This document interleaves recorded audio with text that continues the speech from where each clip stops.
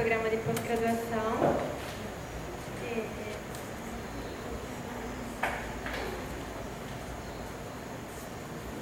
Boa tarde.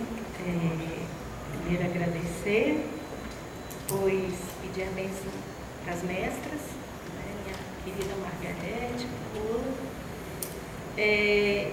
e dizer muito que eu vou repetir o que o Fábio falou, mas de um outro jeito. Né? Fábio todo ano faz o seminário Salvador e Suas Cores, e esse ano ele trouxe um grupo de pesquisadores da Nigéria, e um deles está tentando construir um pensamento sobre o planejamento e a tradição do Ifá. Né? Então, quando eu recebi esse e-mail, isso aqui é a mensagem que vocês me mandaram, né?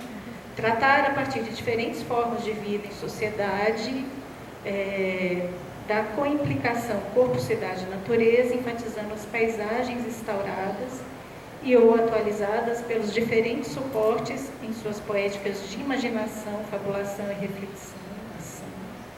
Em diálogo com a exposição de Fordlândia, eu juro não saber o que dizer. Mas aí, no dia que eu vi que Fábio estava na mesa, eu lembro desse cara e dessa... Então, vou fazer uma coimplicação aqui e estou conversando com ele, com o Fábio e com você. Não pode passar? Essas são as palavras, né, que vocês trouxeram aí. Jornadas, expedição, experimentais.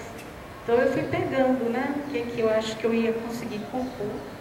Então, peguei experiência, peguei a ideia das temporalidades, aí pensei o linear, o circular, o espiralar e a ubiquidade. Pensei o urbano, aí fui, né, urbano é uma sociabilidade, como rural, florestal, sertanejo, macumbeiro, sou macumbeiro. Floresta é espaço, né, como cidade, como campo, sertão, pampa, pantanal, terreiro, minha casa. E aí, com isso, vou falar de corpo, dessas formas de viver que ocupam o espaço, fazendo uma composição, as palavras coimplicadas com corpo, cidade, natureza e as cosmopercepções de Yorubás. É um recorte dentro disso tudo que Fábio falou, é um recorte dentro disso tudo, né? É uma composição entre as várias que Fábio falou. Pode passar. Então, a gente tem aqui temporalidades criando espacialidades distintas, né? E noção de destino distintas também. Então, a gente tem um tempo que é circular, que ele vai e volta, né, em torno de si mesmo, retorna para o mesmo ponto de partida. Se a gente for pensar, é uma relação de vida, morte e vida. O que é destino sendo pensado nessa relação? E espacialidade, eu imagino que a espacialidade mais radical desse pensamento circular de tempo são as das sociedades indígenas, né? Porque não só porque é circular, mas também porque lidam com essa realidade de vida, morte e vida, né? Elas são criadas e depois deixadas morrer, se vai para outro lugar, para esse ciclo se complementar. Uma outra relação de tempo é a linear, que é a nossa própria do Ocidente, né? Começa e vai sem fim, é expansiva, até não acaba nunca, até que um dia morre. E aí a ideia é não morrer nunca, né? Porque a ideia é expandir para todo sempre. Então a gente tem a origem, cardos e decumanos, todos nós aqui arquitetos, né, já sabemos o que é isso. E do cardos e decumanos para todo o mundo, tudo quanto é espaço. A ideia ela é bem colonialista mesmo, né? E aí permite essa ideia, né, de progresso, de evolução, de desenvolvimento. É possível dentro desse tipo de tempo, dentro dessa temporalidade. Tem uma outra temporalidade que é a espiralada, que ela é meio uma, meio outra. Então você tem ali um ponto de partida que faz um movimento circular, mas ele nunca volta para o mesmo tempo. E ele se amplia. É a ideia dos fractais, dessas espacialidades fractais. Então, tem um matemático, Ron Eglish, que eu gosto muito do trabalho dele, ele vai mostrar como que a arquitetura africana ela é baseada nessa ideia dos fractais. Então, tem gente que vai dizer que as espacialidades elas são circulares, né? Tem gente que nem eu que acha que é espiralada. Mas, enfim, talvez seja um ocidente demais em mim me contaminando, né? Porque a galera ela se diz dentro dessa temporalidade circular. E tem um tempo, uma temporalidade que a gente vai chamar de ubíqua, que é essa suspensa, né? Pouco do suspended space, não sei quem é aqui. Mas é quando o tempo e o espaço fica suspenso, né? E, enfim, para todo sempre, amém. E essa é uma relação do divino, né? O divino não tem tempo nem espaço. Ontem Márcia falou do Lévi-Strauss falando da música, né? E do mundo mítico, é isso. Não tem tempo, não tem espaço, vai para, né? Compõe com tudo. Então, bora lá. Então, dentro da cultura iorubá, você tem uma teologia, que não é uma teologia, é uma filosofia, né? Que é transmitida, que é, né, passada de uns para os outros, que é o culto que é por dentro do culto de Fá. E aí, dentro do culto de Fá, se entende, né, que a pessoa, né, ela é composta de inúmeras partes, entre elas a cabeça. A cabeça, ela é composta, né, por essa cabeça interna, isso que todo mundo carrega, mas é também composta, né, por uma relação muito própria com o Orum, que Márcia falou ontem. Esse Orum é para baixo, não é para cima. A gente referencia a terra, é de lá que vem, por isso que a gente planta, né? A gente planta e colhe da terra. E a gente tem essa cabeça física, essa cara que a gente tem, né? Que carrega essa cabeça interior. Então, o nosso corpo, o Ará, ele nasce, ganha essa cabeça, passa por dentro dessa cabeça o Emi, o sopro que a gente recebe das divindades. A gente vive, um dia encontra Iku, vira Egungun, encontra os ancestrais e começa tudo de novo. É circular o processo. Né? Então, falou com Fatumbi, vai dizer que Fá vê o tempo como uma realidade circular. A Osada aqui diz que é espiralar. Né? Eu acho que eu estou errada. E o que eu acho interessante, e olha, vou começar a falar de complexidade aqui, né? São temporalidades distintas ao mesmo tempo. Então a gente tem uma relação, né, no nosso corpo que é eterna, ubíqua.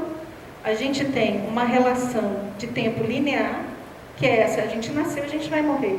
E ao mesmo tempo a gente tem uma relação que ela é circular, ou espiralar, não sei, né, de eterno retorno. Tudo ao mesmo tempo agora, não é uma ou outra, né? Imagina. Então, falando um pouco, né, da cabeça, do Ori, a gente na racionalidade moderna, né, que todo mundo aqui bate na tal da racionalidade moderna, racionalidade moderna a gente entende como uma coisa que nasce aqui, né? Uma coisa que pensa, né, dentro da cabeça da gente.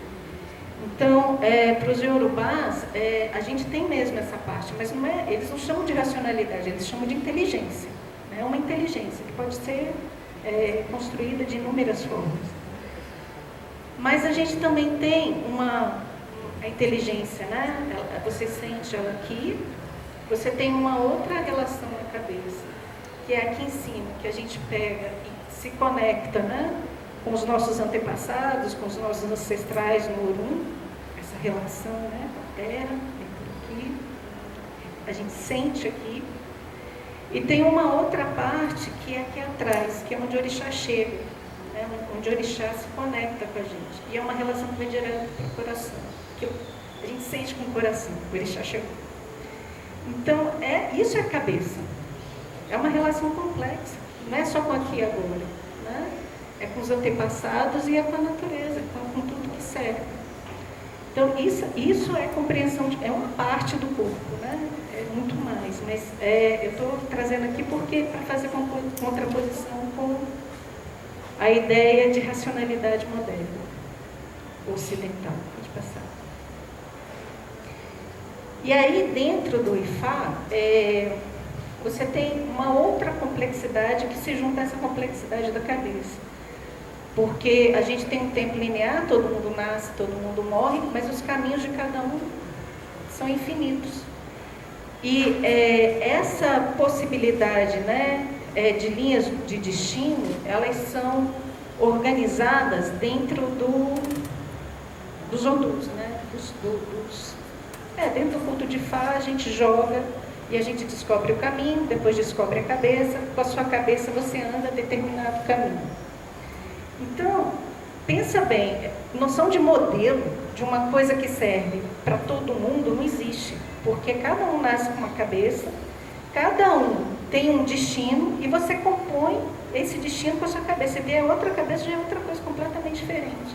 Como é que a gente consegue fazer modelo? Uma coisa que vai caber para todo mundo. É impossível dentro desse pensar, né? A gente, dentro dos nossos planos desenvolvimentistas, a gente trabalha com modelo. Meus alunos, como é que faz, professora? Não sei. Como não sabe? Você está aí para me dizer como é que eu tenho que fazer? Cadê o modelo? Cadê o edital? Cadê a norma? Né? Não tem, porque cada caso é um caso. E é muito complexo, né? Porque esses odus, esses caminhos, eles se compõem também com uma referência aos nossos antepassados, às nossas ancestralidades, né? Então, de 0 em 1, feminino, masculino, eles vão se compor. De mim, tem pai e mãe, tem vó e vô, tem bisavó, bisavô. Então, de mim, viram 2, viram 4, viram 8, 16, 22, 64, 128, 256 pessoas, até a 7ª geração. São 256 odus, 256 caminhos possíveis para você trilhar com a sua cabeça. Olha a noção de complexidade que a gente tem, não é um caminho só. Ao mesmo tempo, com a minha cabeça, nesse caminho, pode ser bom para mim, para ela pode matar. Então, a mesma coisa não serve. Mesmo caminho, mesmo se a gente tiver o mesmo caminho, se a gente tiver cabeça diferente, são outras possibilidades. Isso é análise combinatória, né? Pode passar. Então, o jogo de Opelé e Fá, ele é um jogo, ele é uma tecnologia que não é para adivinhar o futuro, né? Quando a gente nasce, se a gente reencarna e a gente volta, e a gente vem aqui para cumprir um certo destino, quando a gente joga, a gente não está adivinhando o futuro, a gente está lembrando o passado, a gente está lembrando o que a gente veio fazer aqui. Então, não é um jogo de adivinhar, é um jogo de divinar, de criar relação, de religar. E é uma tecnologia ao mesmo tempo de guardar a herança do pai, da mãe, dos orixás. Não é só patrimônio, né? É herança, é uma noção muito maior do que patrimônio. A gente precisa até de uma palavra para isso, né? E essa herança, ela é guardada pela memória e pela oralidade. Não é só pedra, né? A tecnologia, ela vai junto. Para poder funcionar, você tem que ter muita memória e saber contar a história. Quem anda com os pretos aqui no Brasil sabe que preto sabe contar a mesma história várias vezes do mesmo jeito. Vocês conseguem fazer isso? Porque geralmente as pessoas contam um ponto, aumentam um ponto. Quem consegue contar a mesma história 10 anos seguidos, a mesma história sem mudar a história? Aqui tem isso. Né? Assim, é uma coisa que me incomodava antes, assim, né? Pô, mas você já me contou essa piada de novo, não aguento mais. E de repente eu estou vendo, contando de novo, 10 anos depois, e eu comecei a rir da mesma piada. Eu estou descobrindo que eu estou ficando preta, né? Porque isso é a tecnologia, é a oralidade, é a capacidade de contar a mesma história do mesmo jeito, sem aumentar, sem mudar, sem transformar. Então, é herança. Né, como você transforma, né, o processo de oralidade em um processo de memória, de herança, de guardar as nossas heranças. Então,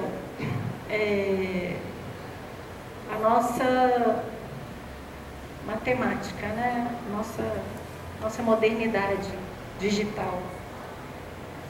Leibniz, lá nos 1500, foi conhecer a geomancia africana. E a partir desse conhecimento, ele cria a tese dele de combinações, de análises combinatórias, do 0 e 1. Né? Então, tudo isso aí que a gente está vendo hoje começa aqui, ó. Né? Só que a gente não agradece, não reverencia. Né? A gente acha que isso aqui é folclore, é cultura. Né? Não, é sofisticadíssimo. Né?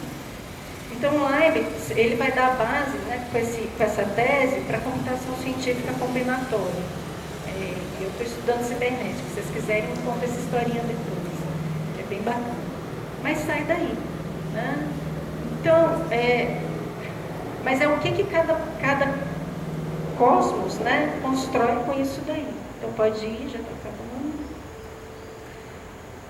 Composições, as palavras incluem implicação corpo, cidade, natureza, com as cosmopercepções de Yorubás a partir dessa ideia de computação combinatória. Né? No Ocidente, né, com essa ideia de patrimônio, de posse, patrimônio é posse, né, é o que é meu, dentro da cosmovisão ocidental, a computação científica combinatória virou essa coisa que a gente está vivendo hoje, que está todo mundo ficando doente, né? Porque tem uma lógica por trás que é de controle de domínio mesmo, né, das nossas subjetividades. E aí eu fico imaginando o que seria uma computação combinatória a partir desses princípios de Fá, né? Que não é de posse, é de relação entre. O que se busca é a relação entre as coisas, entre essas várias temporalidades e várias espacialidades. Né? Então, é uma computação que lida com complexidade. Lidar com complexidade é lidar com contradição. É fazer do erro um acerto um erro. É essa possibilidade de revirar, né? De mudar, de desviar, de derivar. Então, o que seria, então, pensar essa dimensão do planejamento a partir de uma outra possibilidade de análise combinatória? Isso é para dizer que é sofisticadíssimo, né? Muito sofisticado. E o instrumento usado é esse aqui, que é o Opelei Fá, que ele permite 16 combinações com mais 16 nas jogadas, e haja sabedoria para conhecer os 256 odus com as suas 256 histórias, com as possibilidades, né, variadas aí, com sua cabeça de caminhar por aí. Pode ir, último, né? E aí tentar correlacionar com Fordilândia. Tem lá, né, colonialismo corporativo em Fordilândia, né? E aí esses dois fazendo, né, a apresentação aí do que eles estavam encontrando. Eu acho divertido, né? Fiz um paralelo aqui de uma pessoa também olhando o mundo, né, se relacionando com o mundo a partir de uma imagem, né?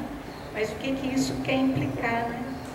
E aí eu acho que na cosmovisão ocidental,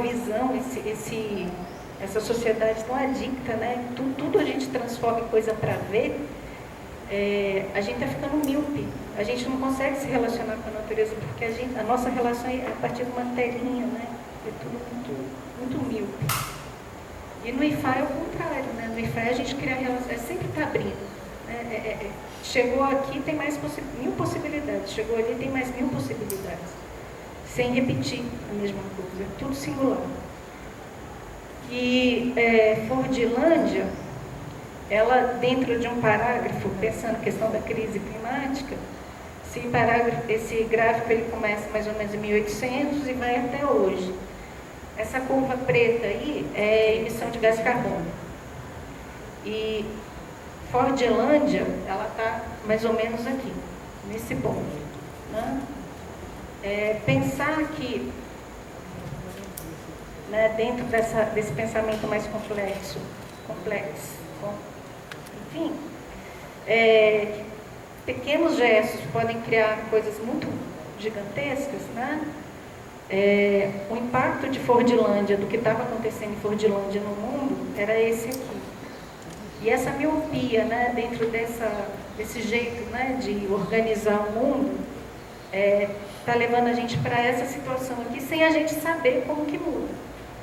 Então, eu fico pensando que talvez a gente aprender esse tipo de combinação né? Levar a sério, não como cultura, mas como tecnologia mesmo, como possibilidade de matemática, né? Da gente conseguir criar outras histórias, outras memórias. Eu acho que é um jeito da gente, que a gente está em primeiro lugar, né?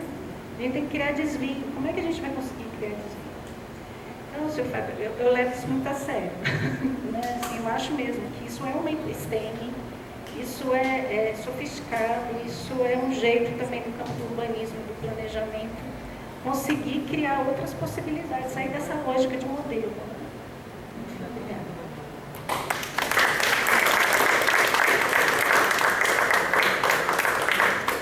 Muito obrigada, Thais. Agora eu vou chamar a Lúcia. Antes peço desculpa porque me esqueci de nominar o título dessa sessão. Vou fazer isso agora, desculpe a todos. Que é Passagens Urbanas sem Corpo, a Floresta e Cidade que nos compõe. Eu não fiz isso antes. Vou passar a palavra